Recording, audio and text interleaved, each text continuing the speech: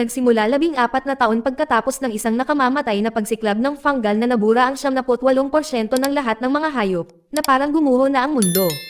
Nasira ang food chain, lumaganap ang taggutom, at sumunod ang digmaan habang ang mga tao ay lumaban upang mabuhay. Ang lupang sakahan ang naging tanging mapagkukunan ay mahalaga pa rin. Isang grupo ng mga armadong estranghero ang lumapit sa isang malayong farmhouse sa isang malawak na bukid. Isang lalaki ang tumatawag, kumikilos na parang hindi iba at pinupuri ang mga pananim. Sinusubukan ng iba na makalusot sa mga gilid na pintuan. Agad na pinatay ang isa. Ang lalaki sa labas ay patuloy na nagsasalita, kunwari kailangan lang nila ng pahinga. Isang matalim na sipol ang pumutol sa hangin. Sa bawat sipol, isa pang nanghihimasok ang nahuhulog pareho sa bukid at sa loob ng bahay. Si Hailey, isang bihasang tagapagtanggol, ay gumagalaw sa mga pananim na may tumpak na mga kuha. Ipinaradyo niya ang kanyang anak na babae, si Rain, na nagpaputok mula sa isang bintana. Sinusubaybayan at pinatay ng kanyang anak na si Emmanuel ang isang tumatakas na umaatake. Nang matapos ang laban, sinusuri ng pamilya ang mga bangkay. Ang kanilang lupain ay nakatayong walang patid. Ang asawa ni Hailey, si Galen, at ang kanilang mga anak na babae, sina Danes at Cookie, ay sumali. Pinag-uusapan nila kung paano nilabag ng mga umaatake ang mga depensa at nagpasyang higpitin ang seguridad. Buhay pa ang isang kalaban dahil nag-alinlangan si Emmanuel. Babae ang survivor at hindi niya kayang tapusin ang gawain. Inutusan siya ni Hailey na kumilos. Nang gabing iyon, sabay na kumakain ng hapunan ang pamilya. Ang mga bata ay nagsasanay ng mga senyales ng pagsipol para sa mga emerhensya at pinag-uusapan ang tungkol sa pangangalaga ng pananim at proteksyon sa bukid. Pagkatapos ay binigyan ni Hailey si Emmanuel ng misyon na maghatid ng mga supply sa kanyang kaibigang si Augusta sa malayo. Binalaan niya siya na manatiling alerto. Huwag magtiwala sa sinuman, at iwasan ang mga tagalabas. Sa mga sumunod na araw, ang pamilya ay nagpapanatili ng isang matatag na gawain. Ang mga bata ay nagsasanay sa martial arts, tumatakbo sa mga patlang, at patalasin ang kanilang mga kasanayan sa pagbaril. Sinusuri nila ang dekuryenteng bakod, inililibing ang mga patay na nanghihimasok, inaalagaan ang mga pananim, at nangangaso ng maliliit na hayop upang manatiling puno ang mga imbakan ng pagkain. Si Emmanuel, ang panganay, ang namamahala sa pagbabantay sa paligid. Pinapanood ni Hailey ang mga feed ng CCTV at sinusubaybayan ang radyo para sa mga ulat ng survivor. Isang gabi, nakipag-ugnayan si Hailey kay Augusta sa radyo. Nagbabala si Augusta tungkol sa isang marahas na grupo ng raider na umatake sa 3 pamilyang magsasaka. Hiniling niya kay Hailey na sanayin ang iba na ipagtanggol ang kanilang sarili, pagtanggi ni Hailey. Kumbinsido na ang pag-alis ay malalagay sa panganib ang sarili niyang pamilya. Kinaumagahan, nagmaneho si Emmanuel patungo sa isang abandonadong gusali. Nakahanap siya ng isang kahon na may marka ng pangalan ni Augusta, nilagyan ito ng mga supply, at nagsimulang maglakbay pauwi. Habang wala siya, nakatanggap si Hailey ng isa pang tawag mula kay Augusta. Ang kanyang boses ay tense habang iniulat niya na ang pamilya Fleming ay napatay, kasama ang mga bata. Nagdagdag siya ng mas masamang detalye. Ang mga pumatay ay mga organisadong cannibal. Sa kanyang pagbabalik, lumangoy si Emmanuel sa isang ilog. Napansin niya ang isang batang babae na lumalangoy sa malapit at nagulat siya sa presensya nito. Gamit ang kanyang rifle scope, pinapanood niya itong naglalakad patungo sa isang nakatagong pamayanan sa kagubatan. Pagka-uwi, hindi niya ito makakalimutan. Kinabukasan, bumalik siya sa ilog, ngunit wala na siya. Ini-sketch niya ang kanyang mukha sa kanyang notebook para panatilihing buhay ang imahe. Pagkalipas ng ilang araw, sinamahan ni Emmanuel sina Galen at Danes sa isang supply run. Sa depo, nakakita sila ng mga bangkay na nakasabit sa kisame. Di nagtagal, nakatagpo sila ng mga lalaking nakauniporme na nagsasabing sila ay mga sundalo na tumutulong sa mga lokal na magsasaka. Tinanong ni Galen kung mananatili sila sa isang pamilyang Fleming. Kinukumpirma nila ito. Sinabi ni Galen sa kanyang mga anak na patay na ang mga Fleming, at mabilis na pinatay ng 3 ang mga lalaki. Bago umalis, iminungkahi ni Emmanuel na hanapin ang mga katawan para sa mga supply. Pumayag naman si Galen. Habang binubuksan ni Danes ang isang bag, isang matandang lalaki na naglalaro ang bumaril sa kanya sa tiyan at tumakbo. Nagmamadaling umuwi si Galen kasama ang sugatang si Danes. Nagbibigay ng emergency na pangangalaga si Hailey at pinatatag siya. Sinisisi ni Emmanuel ang kanyang sarili sa pagmumungkahi ng paghahanap, ngunit ipinaalala sa kanya ni Rain na ang mga supply na natagpuan niya ay tumulong sa pagliligtas kay Dennis. Nang maglaon, sinubukan ni Hailey na makipag-ugnayan muli kay Augusta para ibahagi ang nangyari. Sa pagkakataong ito, walang tugon. Nang gabing iyon, narinig ni Emmanuel ang paggalaw sa kagubatan. Sinundan niya ang tunog at nakita niya ang isang mahinang figure. Nang siya ay tumawag, napagtanto niyang ito ang parehong babae na nakita niya sa ilog. Mukha siyang desperado at humihingi ng tulong. Kinaumagahan, tumaas ang tensyon sa tahanan. Inutusan ni Galen at Hailey ang mga bata na panatilihing malapit ang kanilang mga armas, kahit na natutulog. Nagbabala sila na ang mga estranghero na nakasuot ng mga sundalo ay malamang na mga cannibal. Sinabihan sila ni Hailey na barilin ang sinumang hindi kilalang tao sa site. Di nagtagal, si Emmanuel ay dumula sa kamalig. Itinali na niya ang dalaga, na ang pangalan ay Don. Inalis niya ang tela sa kanyang bibig, binigyan siya ng tubig, at ginagamot ang kanyang sugat. Noong una, inaakusahan siya ni Don ng kidnapang. Ipinaliwanag ni Emmanuel na ang kanyang ina ay hindi nagtitiwala sa mga tagalabas. Nang gabing iyon, bumalik siya at pinindot siya para sa mga sagot. Pakiusap ni Don na gamitin ang radyo. Tumanggi si Emmanuel. Siya ay bumagsak at sinabing gusto lang niyang malaman kung ang kanyang mga tao ay buhay. Naantig sa kanyang mga salita, pinalaya siya ni Emmanuel. Pagkatapos ay inamin ni Don na kailangan niya ang radyo upang mahanap ang lupang sakahan ng Freeman. Sinabi niya sa kanyang tiyahin na maaaring makatulong ang Freeman.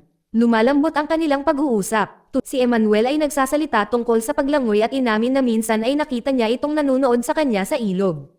Kinaumagahan, napansin ni Hailey na nawawala si Emmanuel.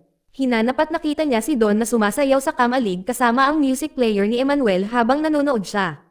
Natapos ang kalmadong eksena nang dumating sina Hailey at Galen. Kinaladkad ni Hailey si Don palabas at ikinulong si Emmanuel sa kamalig. Itinutok ni Hailey ng sandata si Don at hinihingi ang katotohanan. Sinabi ni Don na siya ay isang nurse mula sa isang government aid program na ang grupo ay inatake.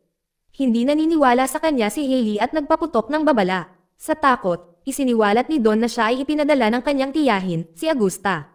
Nakakagulat dito si Hailey. Si Emmanuel ay tumakas sa control room at sinubukang tawagan si Augusta sa radyo, ngunit walang tugon. Pumasok si Hailey at hinarap siya.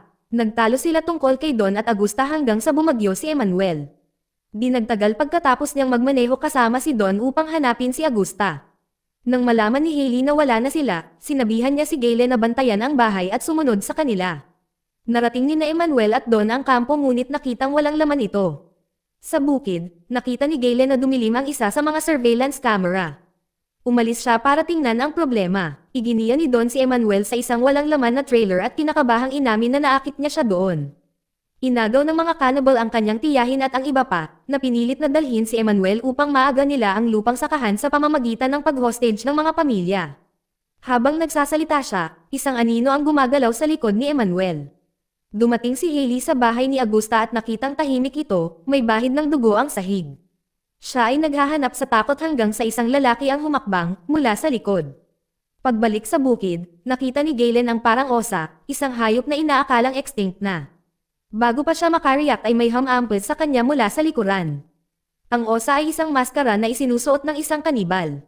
Habang nakahiga si Galen na walang malay, mas maraming cannibal ang dumating sa loob ng bahay. Pinapanood ni Rain at Cookie ang CCTV na pinutol ang isang screen sa isang pagkakataon. Napagtanto na nagsimula na ang pag-atake, sinabi ni Rain sa kanyang kapatid na manatiling nakatago at pamwesto sa isang bintana gamit ang kanyang rifle. Sa labas, malapit na ang mga tao. Nagkamalay si Galen sa ilalim ng brutal na pagpapahirap. Sa pamamagitan ng mga pako na itinutusok sa kanyang kamay, siya ay lumaban at pinatay ang kanyang dalawang bihag. Samantala, nagising si Hailey sa isang madilim na basement na nakatali sa isang upuan. Nakahiga si Augusta sa malapit, duguan. Sa bahay, si Rain nagputok sa mga umaatake, na bumabagsak ng ilan bago sila gumanti ng putok at nabasag ang bintana. Nakipag-ugnayan sa kanya si Galen at binalaan siya na umatras sa basement. Sa basement ng tagwan ng kanibal, pinatahimik ni Hailey si Augusta at binanggit ang isang batang babae na nag-aangkin na pamangkin niya. Kinumpirma ni Augusta na pinilit siya ng mga cannibal na ipadala si Don at natakot si Hailey na barilin sa site. Nagbabala siya na ang ibang mga bata ay nakatago sa malapit. Pumasok ang pinuno ng kanibal at kinukot siya si Hailey. Sinabi niya na hindi siya mas mahusay kaysa sa kanyang grupo dahil pinapatay niya at isinasama ang kanyang mga anak sa karahasan. Sinasabi niya na ang kaligtasan ay ginagawa silang pareho. Pagkatapos ay pinatay ng isa sa kanyang mga tauhan si Augusta sa harap ni Hailey, inihahanda ang kanyang katawan para sa pagkain habang si Hailey ay nagmamasid sa kawalan ng pag-asa. Lumipat ang eksena kina Emmanuel at Don na nagbabahagi ng pagkain sa tatlong nagugutom na bata. Nagpasalamat si Don sa kanya at inamin niyang dinala siya roon para buhayin ang mga bata.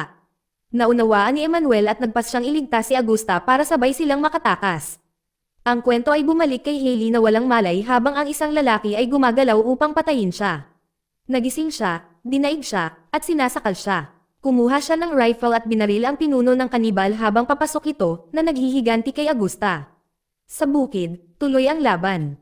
Nagtago si Rain sa isang lihim na silid habang si Galen at ang mga nakababatang bata ay nananatili sa basement. Nananatili si Danes sa itaas sa isang aparador. Naghanda si Galen na abutin siya at sinabihan ang iba na manatili. Umalis si Hailey sa basement at nakilala si Emmanuel na dumating para kay Augusta. Nakita niya ang katawan at napagtanto na pinoprotektahan ni Hailey ang pamilya. Bumalik sa bahay, gumagalaw si Galen sa dilim pagkatapos sirain ni Rain ang mga ilaw at isara ang mga kurtina. Gamit ang kanyang kaalaman sa layout, isa-isa niyang pinapatay ang mga umaatake. Nang huminto ang pagbaril, sinabihan niya si Rain na ibalik ang mga ilaw na nagpapakita ng mabibigat na sugat. Sina Emmanuel at Hailey ay muling sumama kay Don at sa tatlong anak. Nagdalamhati si Don para sa kanyang tiyahin, ngunit nanatiling nakatutok si Hailey sa panganib sa kanilang paligid. Sa bukid, dinala ni Galen si Danes sa basement, ngunit bumagsak dahil sa pagkawala ng dugo. Tinatrato siya ng kanyang mga anak na babae at pinapanatili siyang buhay. Sinuri ni Rain ang mga kamera at nakita niya ang dalawang nanghihimasok na nagbubuhos ng gasolina sa labas. Sa kabila ng kanyang mga pinsala, iginiit ni Galen na hayaan nilang makapasok ang mga umaatake. Lumapit si Hailey at ang mga bata sa bukid nang pumutok ang baril. Inutusan niya si Emmanuel na dalhin ang mga bata sa basement habang tinatakpan niya sila. Sa loob, pinayagan ni Rain ang dalawang cannibals sa loob at ipinakita sa kanila si Danes na nakahiga na walang malay, na nagpapanggap na siya ay binaril. Ang isa ay may hawak na kutsilyo sa leeg ni Danes habang ang isa ay naghahanap sa bahay. Kasabay nito, ang isang cannibal sa basement ay nagbubukas ng isang nakatagong pinto at nakahanap ng isang silid na puno ng mga armas. Biglang bumangon si Galen at pinagbabaril sila. Sinaksak ni Danes ang pangalawang nanghihimasok mula sa likuran.